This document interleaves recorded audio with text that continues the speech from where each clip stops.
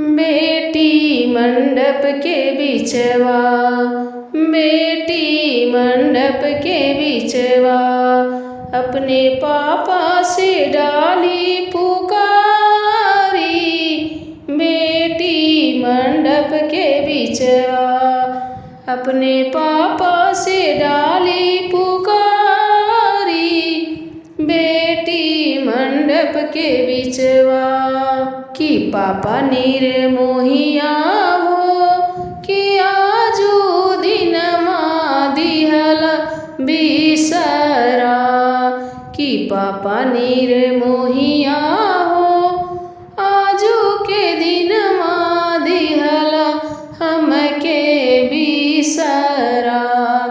पापा निर्मोहिया हो, बेटी मंडप के बिचवा, बेटी मंडप के बिचवा, अपने बेटी से डाले पुकारी।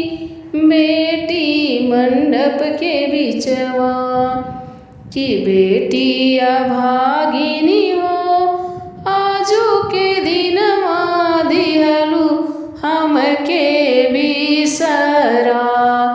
बेटी अभागिनी हो, आजू के दिनमा हमके दिहलू हो बिसा।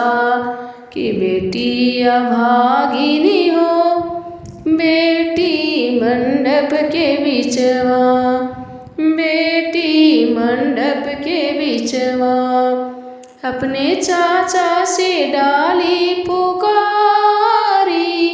बेटी मंडप के बिचवा, चाचा निर्मोहिया हो, आजू के दिनमा दिहला बिसरा।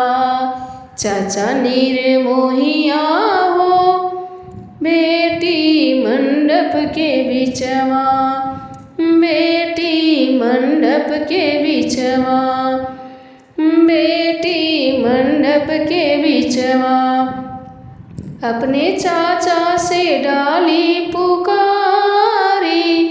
बेटी मंडप के बिचवा, चाचा मड़वा के बिचवा, चाचा मड़वा के बिचवा, अपने बेटी से डाले पुकारी।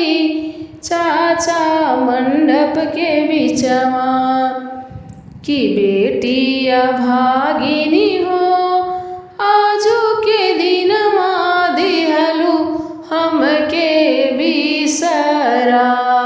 कि बेटी अभागिनी हो, आजू के दिनमा दिहलू हमके बिसरा।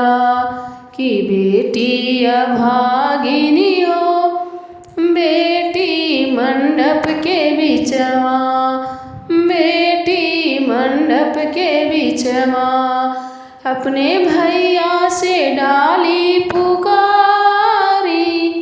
बेटी मंडप के बिचवा, अपने भैया को डाली पुकारी। बेटी मंडप के बिचवा, भैया निर्मोहिया हो, कि आजू दिनमा दिहला हमके बिसरा।